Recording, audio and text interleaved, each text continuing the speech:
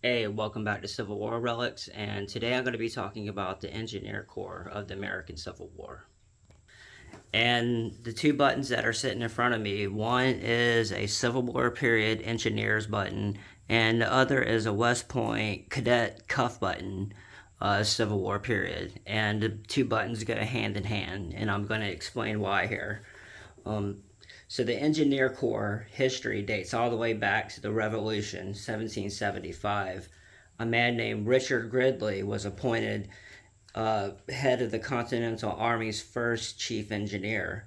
He oversaw the construction of fortifications around Boston, which helped force the British out of the city in 1776. The Corps of Engineers was disbanded in 1783, but in 1802, Congress reestablished the Corps. That same year, West Point Military Academy opened and was founded by President Thomas Jefferson to train officers for the expanding Army, which received an expediential military training on the art of warfare and engineering education. In 1861, many U.S. military academy graduates were forced to choose sides that also served together in the Mexican-American War. Notable graduates from West Point Military Academy would be Robert E. Lee, Jefferson Davis, Stonewall Jackson, James Longstreet, Grant, and Sherman, just to name a few, would all play major roles in the American Civil War. When the South seceded in 1861, the CSA had their own version of the engineers. Unfortunately, I don't have one of those buttons yet, but it is beautiful and I plan on getting one. The Corps engineers would play a vital role in the Civil War. They were tasked with helping the Army move across land and fight on the battlefields they designed. They were also responsible for building pontoon bridges and would transport them and deploy these pontoon bridges over rivers. They constructed fortifications, built and destroyed bridges, and oversaw the construction and maintenance of forts and batteries and field fortifications, cleared the pass through the woods and areas for the armies to move through and would lay tracks.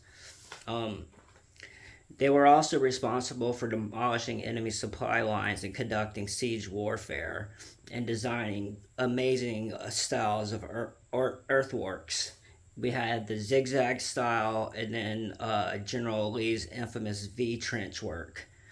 That would protect the Army during prolonged military engagements. They also provided situational intelligence of battlefields.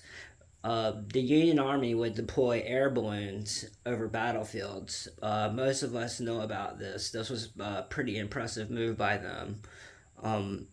One of the most impressive forts built by engineers would be Fort Fisher. This was a defensive wonder that held off the Union attackers until January 1865, all the way at the very end of the war. So this engineering button right here, you notice it has the eagle design on it with the wings spread up. Usually Confederate wings are spread down. And then it has a rising sun on here over a castle top.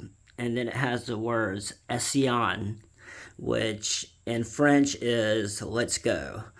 And then it's going to have the correct back mark for the Civil War period engineer button, which is Scoville and Waterbury.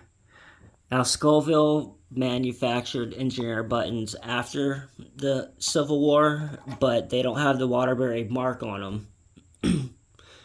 And then this is a correct West Point Military Academy Civil War period. And it's got the Scoville Manufacturer Company on there. But this was a little history on American engineers, and I hope you enjoyed it.